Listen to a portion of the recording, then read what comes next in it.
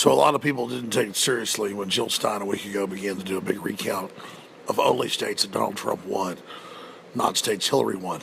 Clearly, it's a move to unseat Trump. They now admit that Hillary has now officially joined the recount. So Trump has responded saying it's a scam by Jill Stein to raise money, which I agree with overall. It's a fundraising mechanism. She's being totally dishonest about the fact that she says that it's bipartisan, it has nothing to do about unseating Trump, when she's only going after states he won. That's clear. I don't blame people for wanting to celebrate Trump's victory 2 weeks ago. But as I sat there at 2:30 in the morning, Central Time, watching him make his acceptance speech, from going from candidate Donald J. Trump to President-elect Donald J. Trump, my common sense, my spirit, my gut, my street smarts told me the fight had just begun. Then about a week into it, I saw Jill Stein of the Green Party, who had admitted Hillary was a horrible warmonger, so I'd respected her. I saw the head of the Green Party come out and say, oh, we're going to do recounts to double-check the integrity of the election system. And I talked to Bev Harris and other top election fraud experts. They're truly nonpartisan, and they'd said that the election fraud appeared to be one-sided against Trump. But I thought, hey, what do we have to fear of an audit? Let's do it. Then I learned 3 days ago, when she launched a fundraising campaign, mainly with rich Democratic donors, that Jill Stein was only auditing 5 states Republican Donald Trump won by narrow margins. She wasn't going to audit one single Democratic state that Hillary had won by even smaller margins, despite the fact there were examples of precincts voting 100% for her. And of course, the average is about 65% turnout in a national election, in a general election. So to say 100% turnout's impossible, bipartisan, Republican and Democrat. You never get 100% of voters to vote, but 100% all over the country in states she won for Hillary late at night in game-changing positions. No, that doesn't pass the stink test. So, look, I would have done better fighting the globalists if Hillary would have stolen the election and got into power. Then stuff would have been very, very clear. If I was a Machiavelli, if I was an end justifies the means, I'd have wanted a Hillary Rodham Clinton in power. Not some Donald Trump we're not sure of, that God, we hope, is steadfast, that we hope delivers. Because if we back him and he doesn't deliver, we get burned. I don't have any reason to sit here and piss on Hillary Clinton for no reason except the fact she's pure evil. You know, following the truth is hard enough. Studying 18 hours a day to know the truth, which is my life's goal, is hard. It's super hard. It's ass busting.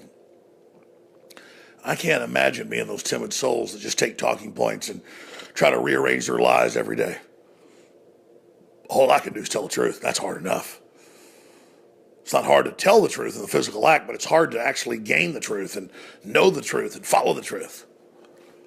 The truth is, this country was on its last legs. Globalism was going to install 5 Supreme Court justices.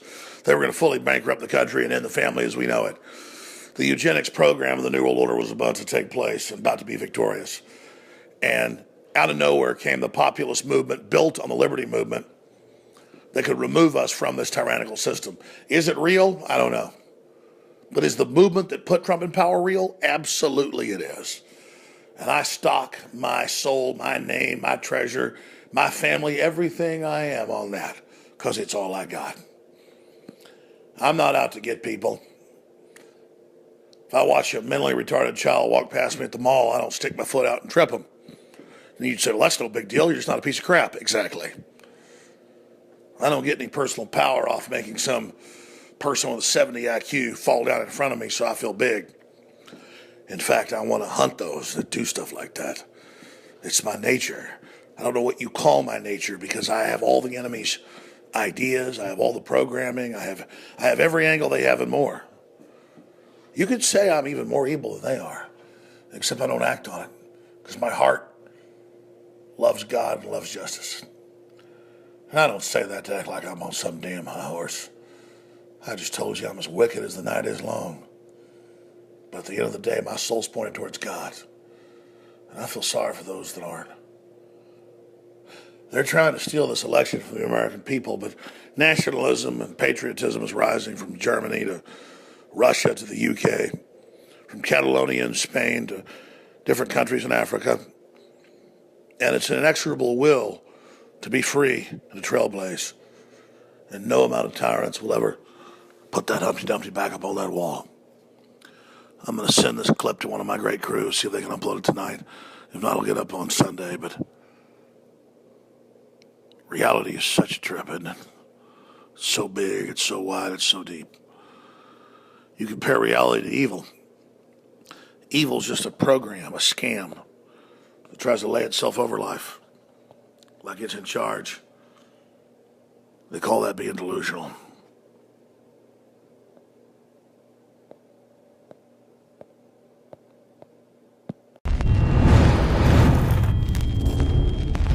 Look, I'm not going to sit here and say, see, I told you so, that communist Chinese-style net censorship was coming to the web, because it's already here. It's being announced. The way you keep the internet open and free is you get involved more than ever. Go to Infowars.com/app. A new battleship in the fight. Infowars Live, available right now. We're looking for a crew to man it. You gonna sit down and play games and be a trendy? Or are you gonna be part of history? Don't sit by and let the internet and free speech be stolen from you. Take action.